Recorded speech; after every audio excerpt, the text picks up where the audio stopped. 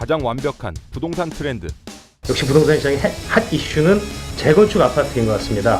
궁금한 것만 콕 집는 토크쇼. 공무원이 뭘 판단하겠습니까? 정치적으로 시달리고 언론에 시달리고 이렇게 하는데 할 말 다 하는 토크쇼. 많이 올랐으면 위험도 높다는 점은 알찬 정보만 모은 토크쇼. 리얼 직격 부동산 토크쇼. 찍덕찍덕. 자, 이번 시간에는 그 뉴스 포커스 코너를 제가 좀 마련해봤습니다. 요즘 부동산 시장에서 가장 뜨거운 감자라고 할 수 있는 주제인데요. 바로 주택 대출 규제 문제가 되겠습니다. 정부가 이 가계부채 관리 차원에서 내년부터 이 주택 대출을 굉장히 조이겠다, 이렇게 지금 나오고 있죠. 뭐 예를 들면 이런 겁니다. 내년부터 이제 그 여신 심사 이제 가이드라인을 이제 강화를 하는데, 이게 이제 은행에서 이제 그 돈 빌려줄 때 이제 가이드라인인데, 한마디로 돈을 빌려가지고 집을 사기 어렵게 만든다는 건데, 이제 이 중에 이제 대표적인 게 뭐가 있냐면 그 아파트 이제 중도금 대출, 이게 이제 나중에 입주 때가 되면 잔금 대출로 돌려지게 되는데, 그때 지금은 어떻게 돼 있냐면 이제 5년 거치 기간을 주도록 돼 있는데, 앞으로는 이걸 바로 그 원리금 상환으로 들어가야 된다, 이렇게 강화가 된단 말이죠. 또 보금자리론도 지금 이제 내년부터는 그 연소득 7천만 원 부부 합산 이하의 경우에만 이제 적용을 해주겠다. 또 뭐 디딤돌 대출도 좀 뭐 그 주택 가격을 예전에 6억까지 적용이 됐던 게 이제 5억까지만 적용이. 그렇죠. 자, 이런 식으로 좀 굉장히 좀 주택 대출을 강화하기 시작했어요. 근데 자, 그러면 이게 사실 뭐 물론 이제 정부는 이제 가계 부채 문제가 늘 안고 있는 뇌관이다, 한국 경제의 뇌관이다, 시한폭탄이다, 뭐 이 얘기를 한단 말이죠. 이게 지금 1,300조 정도 된다는 건데, 근데 이게 어제 오늘의 문제는 아니지 않습니까? 지금 가계부채가 GDP 대비로 보면은 그렇게 위기 수준은 아니에요. 근데 가처분 소득 대비로 보면은 이미 위기 수준을 넘어섰다. 서프라임 사태 때보다는 더 넘어섰다라고 보는 게 일반적인 시각입니다.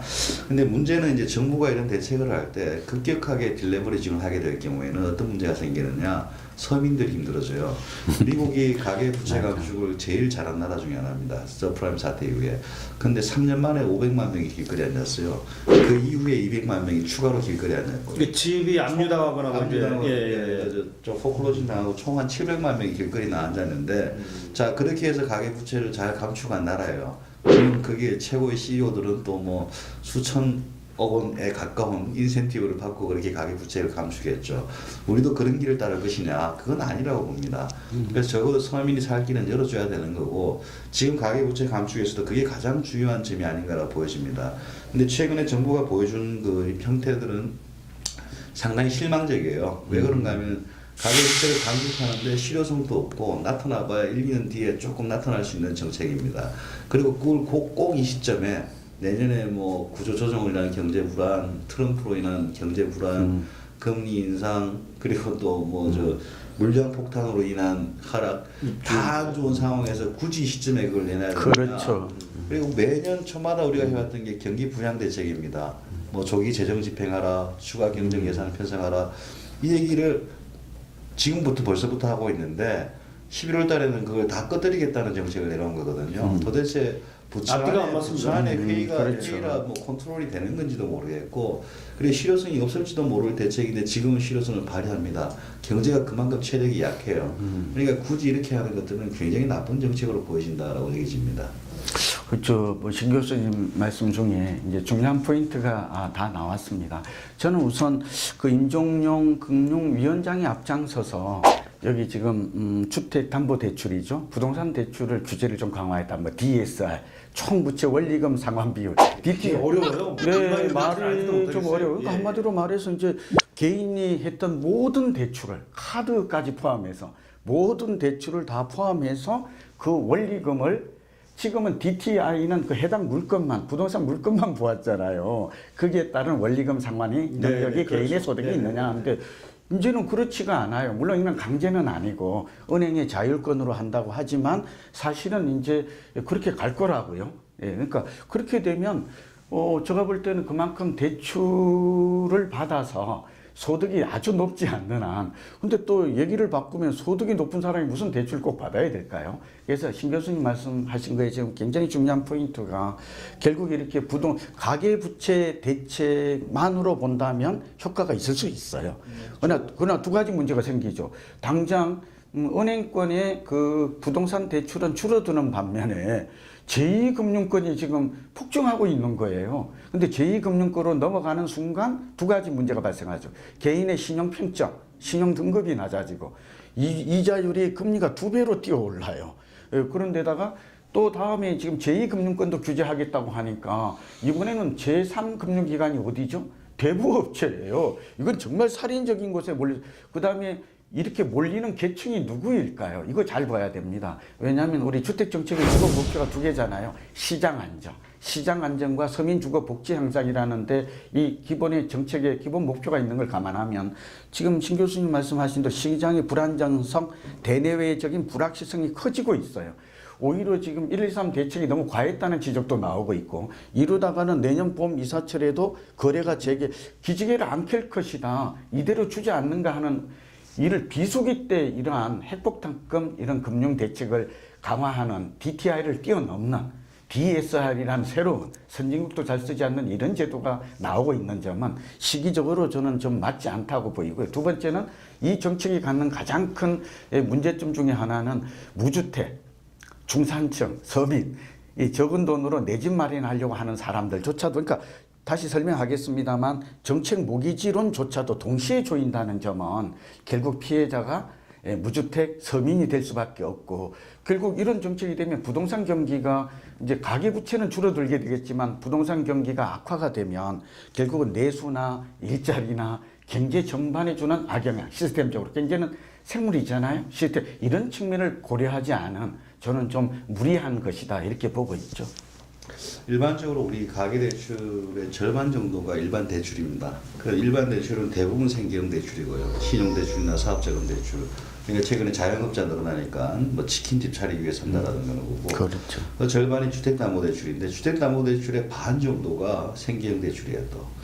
그럼 전체 대출의 한 70% 이상이 생계형 대출인 상태에서 그걸 조인다는 것은 서민들 보고 길거리 나앉아라는 거예요. 그렇죠. 그래서 이제 정책적으로 그쪽으로는 좀 살릴 숨기를 좀 터주고 나서 그러고 나서 대책을 해야 된다는 거고 우리나라와 같이 선진국에서는 뭐 DTI나 LTV를 가이드라인으로 제시한 나라가 없습니다. 얼마나 후진스러운가 하면은 DTI, LTV를 은행 자율권으로 줘야지 은행의 선진 금융 기법이라는 게 나와요. 그렇죠. 우리는 이제 국가에서 딱 잘라주니까 뭐 KB나 뭐 우리은행이나 신한이나 무슨 차이가 있습니까? LTV, DTI가 다 똑같아요. 근데 금리는 차이나 희한하게. 아, 그렇네요. 참 예금 보험공사가 똑같이 보험해주고. 근데 미국 같은 경우에 이게 좀 나쁜 사례일 수도 있겠지만은 어떻게 보면 LTV 130%까지 적용했어요. 그 대신 그 사람한테는 금리를 20% 맞는 거예요. LTV 30% 적용한 사람은 금리를 5% 맞는 거예요. 뭐가 좋은지 저도 모르겠습니다. 일본 같은 경우는 어느 정도로 심했는가 하면은 3세대 모기지가 있었어요. 100년 동안 갚으라는 거예요. 100년 동안 갚지도 못하겠죠.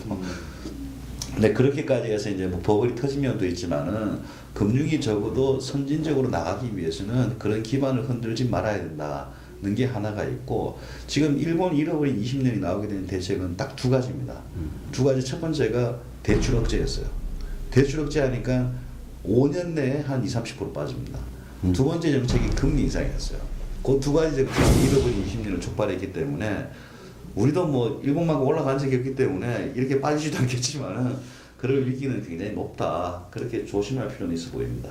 그 미국이나 영국, 일본, 뭐 캐나다 이런 나라가 사실은 DTI 제도는 그러니까 LTV는 좀 자유롭게 한데 교수님 말씀처럼 그러니까 집값의 주택담보 인정 비율인데 이거는 뭐 95, 100%를 넘는 경우도 있었고요. 다만 상환 능력이죠. 우리가 DTI라고 하는 이 부분은 비교적 좀 엄격하게 적용은 했다고 합니다. 그러나 지금 두 가지가 교수님 말씀에 이어서 조금 좀 덧붙이면 그러니까 정책 모기지로는 활성화해요. 우리가 이게 지금 보완해야 될 점이다라고 말하고 있는 것이죠. 이 방송을 듣는 우리 젊은 층도 그렇고 그러니까 30년 내지 50년의 장기 조리 모기지 대출 제도는 매우 활성화되어 있어요. 그래서 내 집 마련을 하고자 하는 사람에게 자가주택 촉진책이라고 해서 그러니까 실수요자에게 이 금융 자체는 이거는 금리와 무관하게 장기적으로 국가가 장려책을 펴고 있는 거거든요. 근데 우리는 지금 어떻게 합니까? 앞서 그 유 차장이 말씀하셨지만 디딤줄 대출의 대출 금리도 슬근슬근 오르고 있고 또 트럼플레이션 때문에 금리 인상 가능성도 커져 있고 리스크가 커진 것이죠. 또 신 교수님 말씀대로 이런 이 대출 규제와 금리 인상은 과거에 보면 초고강도 대책이거든요. 사실은 시장이 과열됐을 때 맨 마지막에 나오는 대책으로도 인식이 되는데 그 지금 초기 지금 가뜩이나 거품이 빠지고 있고 실수요장으로 재편되고 있는 이 시점에 가계부채 문제만이라고 이걸 억제하기 위해서 이렇게 나온 것은 너무 특단해 상당히 좀 너무 시장 상황과 좀 괴리된 정책이다 보여지고 정책 모기지론에 대한 개편을 보면 교수님 말씀대로 실망스럽고 시장 상황과 맞지 않을 뿐만 아니라 이 시장 안정과 서민 주거 복지 향상과는 좀 엇박자 거꾸로 가는 대책인 것 같아요. 저도 좀 제가 좀 조금 첨언을 하자면 뭐 제 생각에도 그러니까 저희가 사실 내 집 마련을 이제 하기 어려운 그러니까 예를 들어 정책 모기지를 사실 받을 수 없는 사람들도 많이 있어요. 그러니까 이제 예를 들어서 뭐 일부에서 하는 얘기가 뭐냐면 아니 집값이 뭐 6억짜리 9억짜리를 왜 보금자리론을 지원을 해줘야 되느냐라는 사실 반론도 나오긴 해요. 그래서 그 부분에 대해서 사실 정부도 이제 고민을 좀 그러니까 제가 이제 취재를 해보니 정부에서 이제 그런 문제점을 인식을 하고 이제 있는 거죠. 근데 제가 이제 생각하는 거 이게 이제 결국은 전체 큰 틀로 보자면은 그럼 내 집 마련을 못하는 분들은 그러면 전월세 시장이라도 안정을 시켜주든지 정부가. 그러니까 그게 이제 결국 정부의 역할이 될 텐데 서민들이 주거 안정. 뭐 집을 그러면 오케이 뭐 비싸니 뭐 이제 자 이거 자신들은 이렇게 하지 말고 대신 우리가 전월세에서 확실하게 안정 주거비 부담을 줄여주겠다. 이제 이런 부분들에 뭔가 대안이 나와줘야 될 텐데 사실 그런 게 없이 무조건 되고 그냥 자 이제 가계부채 위험하고 터지니까 안 돼. 내년부터 안 돼. 너 이렇게 나가는 게 과연 옳은 그러니까 바람직한 방향이냐라는 아니죠. 이제 정부라 그러면은 뭐 부총리가 되든 총리가 되든 전체 그림에서 서민은 어떻게 하고 부채는 어떻게 되고 그 경제는 어떻게 되고 이것들이 다 조율된 상태에서 나와야 되는데 이 부처는 시장 판단도 다르고 이 부처는 집행 방식도 다르고 그리고 나중에는 또 딴 부처에서는 부양해야 됩니다 이러고 있고 그러니까 지금 문제는 너무 혼란인 것 같아요. 적어도 시장 상황에 대한 인식이라도 부처 간의 공유를 좀 하고 다음 정책에 대해서는 서시로 좀 만나서 얘기 좀 하는 그 정도만이라도 했으면 좋겠습니다. 그렇죠. 정책 조율이 안 된 게 가장 큰 경제 살인탑이 없다는 거 아니에요. 그렇죠. 경제 컨트롤 타로가 이제는 유일호 부총리로 저는 개인적으로 유일호 부총리가 이렇게 지금 한교안 대행께서 그렇게 이제 교통 정리를 인사를 했다고 하잖아요. 비교적 잘한 것 같아요. 왜냐하면 유일호 부총리는 국토부 장관을 거쳤거든요. 그러니까 지금 신 교수님 말씀하신 대로 지금 국토부와 기재부와 금융위의 생각이 각각 달라요. 자기 부처의 그 시각만 보고 있는 거거든요. 근데 경제는 전체적인 정책 조율이 필요한데 지금 대통령이 이렇게 탄핵 사태에다가 경제 사령탑 말들도 좀 어지럽고 공무원들도 지금 제대로 지금 정책 대응을 하느냐 안 돼. 그러니까 이런 모든 이 불안감을 우리 국민들이 다 느끼고 있어요. 그러니까 오늘 지금 이 얘기를 하고 있는 것인데 그래서 부동산에 대한 가계부채의 대책도 필요하지만 부동산 시장이라는 이거는 주거 안정이라든지 서민 주거 복지와 아주 직결되잖아요. 이런 문제는 좀 심사숙고하고 부처 간의 정책 조율도 충분히 거친 뒤에 나오는 게 좀 바람직해 보여요. 예, 사실 참 저희가 할 말이 굉장히 할 얘기가 굉장히 많지만 끝도 없을 것 같습니다 이게. 네. 자, 그래서 여튼 뭐 오늘은 여기까지 말씀 나누는 걸로 하시죠. 틱떡틱떡